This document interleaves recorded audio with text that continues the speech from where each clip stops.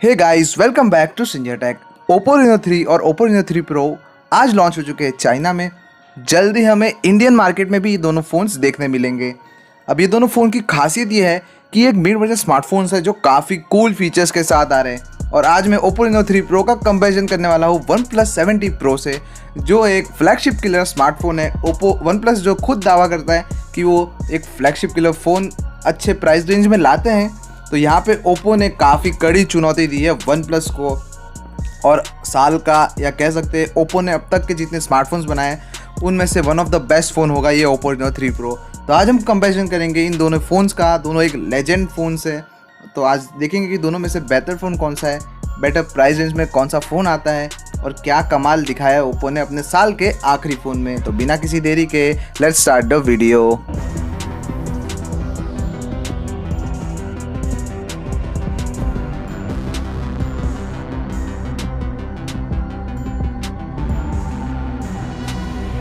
Recently जितने भी बड़े स्मार्टफोन्स कंपनीज हैं वो खास ध्यान रख रही है अपने फ़ोन्स के डिज़ाइन और कलर्स का। तो ओप्पो Reno 3 Pro आता है midnight black, night sky blue, sunrise और मिस्टी वाइट कलर के साथ, जो काफ़ी अच्छा कलर है। और मैं आपको गारंटी दे सकता हूँ कि ऐसे कलर्स के साथ अब तक कोई फ़ोन लॉन्च नहीं हुआ है।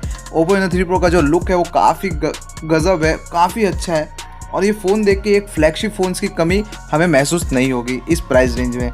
और दूसरी तरफ हमारे पास है OnePlus 7T Pro जो आता है सिंगल हेज ब्लू कलर के साथ। ये OnePlus 7T Pro की हमें ये बेकार बात है कि हमें ज़्यादा कलर ऑप्शंस दिए नहीं है और सिंपल डिज़ाइन के साथ आ रहा है। तो सबसे पहले बात करेंगे दोनों ही फ़ोन्स के डिस्प्ले के बारे में, जहाँ OnePlus 7T Pro आता है 6.67 इंच के QHD प्लस डिस्प्ले के साथ, जहाँ हमें बेजललेस डिस्प्ले देखने मिलेगा और 90 हर्ट्ज का रिफ्रेश रेट देखने मिलेगा, जो काफ़ी अच्छा है।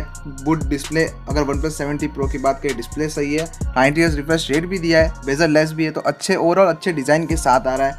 तो ऑन दी अदर हैंड हमारे पास है Oppo Reno 3 Pro जो आता है 6.5 इंच के फ्लूइड एमोलेड डिस्प्ले के साथ, फुल HD प्लस, ये भी फुल HD प्लस डिस्प्ले है और हमें 90 हर्ट्ज का रिफ्रेश रेट इसमें भी देखने मिलता है। बात करेंगे दोनों ही फ़ोन्स के इन डिस्प्ले फिंगरप्रिंट स्कैनर के साथ आ रहा है OnePlus 7T Pro।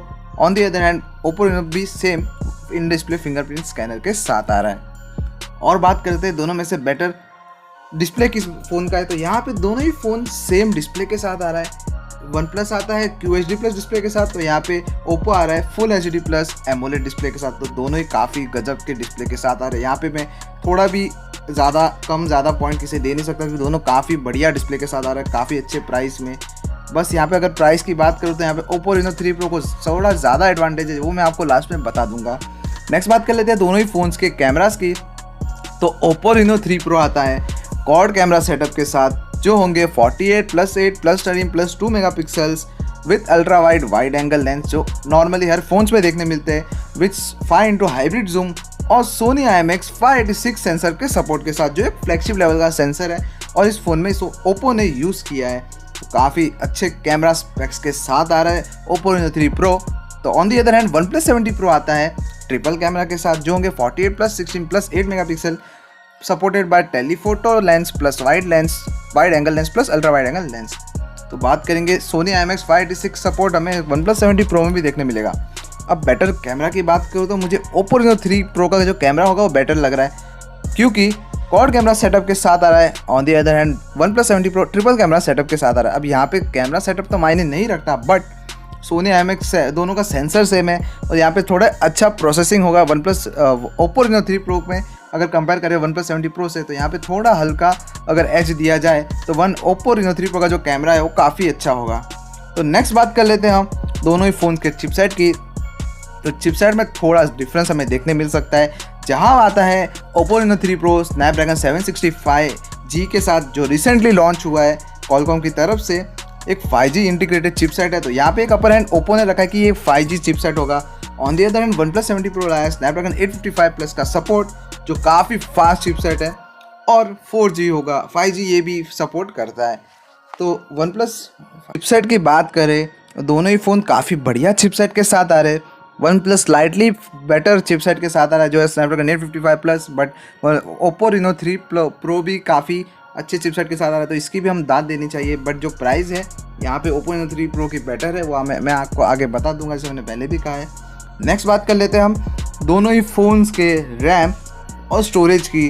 तो रैम और स्टोरेज की बात करें तो Oppo Reno 3 Pro आता है 12 GB तक रैम के साथ। तो यहाँ पे हमें 2 से 3 वेरिएंट देखने मिलेंगे, बट जो मैक्स वेरिएंट होगा वो है 12 GB रैम और 128 GB की स्टोरेज।